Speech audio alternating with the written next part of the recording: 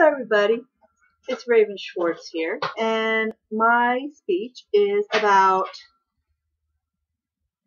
pet stores versus animal shelters. Adopting your pets from a shelter is a very rewarding experience.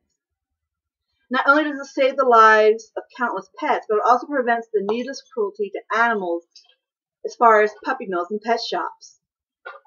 This also gives animals a second chance and gives pet owners a grateful friend for life. Pets can fill a void in the lives of human beings. Maybe it's just as a companion, and maybe it's for therapeutic reasons. But what should a person do once the decision has been made to get an animal for their home? Where do you go? And what do you do? One choice is to purchase a pet from a pet shop. This is a very common thing for people to do. The other, however, is to simply adopt an animal from one of many pet shelters, animal shelters, and such all over the nation. Excuse me. According to the ASPCA, 5 to 7 million animals come into shelters every year in the United States. Out of those, 3 to 4 million will be euthanized. That is 60 to 70% of all animals in animal shelters. Needless to say, an animal shelter has many possible companion animals. Sometimes mostly just cats and dogs, but sometimes horses or cattle or goats. As for me personally, I prefer shelter pets. All of my pets have been rehomed strays or shelter adopted cats and dogs.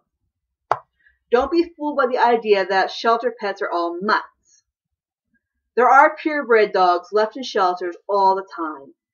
And if that isn't satisfactory, there are countless purebred dog rescues all over the nation. You'll be doing a service to the animals that desperately need a home, as well as doing your little bit to fight against animal cruelty in the way of puppy mills. Stewie here is a purebred chihuahua. We got him from an animal shelter.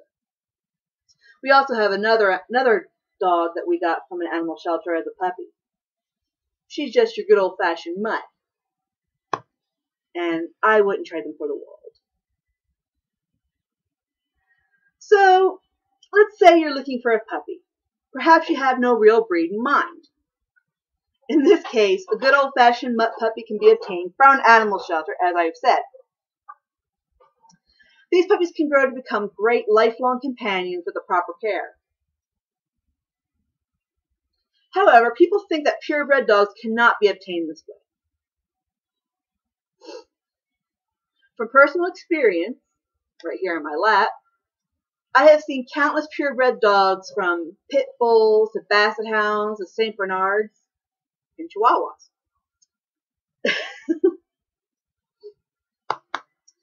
If a local shelter doesn't have a particular breed that you want, there is always a list of organizations that you can look to all over the nation that serve to rescue a certain breed, such as pit bulls, which are most common, greyhounds, German shepherds, and other fine breeds. A lot of people will look to expensive pet stores for their puppies, unaware of the fact that those puppies may be subpar, prone to disease, genetic disorders, as well as possible psychological issues due to the inadequate care of brokers and the puppy mills in which they originate. According to PETA, puppy mills are places where dogs are kept locked away with little contact and given cruel and inadequate means of care. Females are bred twice a year until they are too old to produce puppies any further. They are then either abandoned or, which is most commonly the case, just killed. Puppies that do happen to survive these disease and disgusting conditions are often shipped off with brokers to supply pet stores with very expensive and questionably unhealthy puppies. While it's frowned upon to encourage these conditions, there are countless of these puppy mills all over the nation that do supply the pet stores. The top states, according to commercial kennels, include Missouri, Nebraska, Kansas, Iowa, Arkansas, Oklahoma, and even Pennsylvania. Many of the dogs in these mills have diseases or rotted teeth or bones. They develop habits caused by boredom and insanity due to the lack of human contact and very small confinements.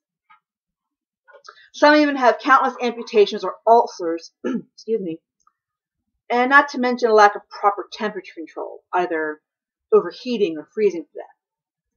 Some dogs are even debarked, a painful and cruel process that is to serve to damage the vocal cords so the dogs do not bark.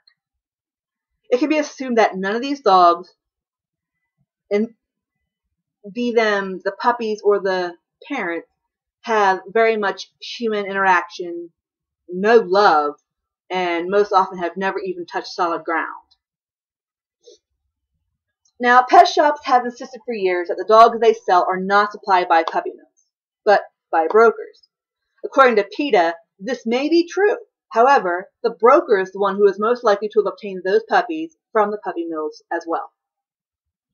The pet shop is therefore ignorant and or unaware of the source. A lot of pet shops also have inexperienced employees. As far as I know, most of these employees are not vets or vets in training. Would you trust your animal to any random department store manager instead of a veterinarian? From personal experience, I have seen sick and dead animals in the care of these close employees in pet shops as well as the pet department in big box stores. The situation can even come down just to price. Pet shop supplied animals, aside from being irresponsibly bred, subpar, and without paperwork to show proper temperament or health, could then cost the customer hundreds of dollars. I have seen this myself in mall pet shops. But I did say the puppies from pet shops could be a source of disease. One such disease is parvo. This will mean a very high veterinary cost as well as a very high emotional cost. And there is no guarantee that your puppy could even come out alive. But let's also not forget the fact that parvo, among other diseases, are very contagious and could be a real risk to other pets in your home. By comparison, a shelter dog is often checked by a veterinarian and assessed. Normally then they are spayed or neutered, and really the cost averages about $50 to adopt. Throw in maybe the cost of your leash, collar, bowls, and basic home care. In return, you get a grateful animal, and if you ask me, that's a real bargain. So, it would do good to remember that when it comes to choosing an adorable puppy for the family, it's best to, instead of going to a pet shop and spending an outrageous amount of money for what might be a good puppy, you should do the merciful thing and consider a shelter dog. Perhaps you'll find the perfect puppy that you've always wanted. Or maybe you'll find that what you really wanted and really needed was an older dog. That is also just as perfect. By choosing shelters, support for these puppy mills and the cruel lifestyle which it entails is decreased. It also helps fight against the trafficking of puppies by brokers in unsafe conditions to pet stores and inexperienced staff, as well as helping to prevent preventable diseases spreading among other animals. Also remember that purebred does not mean exclusively to seek a breeder of any aptitude. Seek out specific breed rescues instead, and they're available all over the nation. So why pay a lot of money to support cruel conditions and mediocre puppies when the animal shelter provides a great inexpensive way to find a compatible companion that will be grateful and happy just to be with you?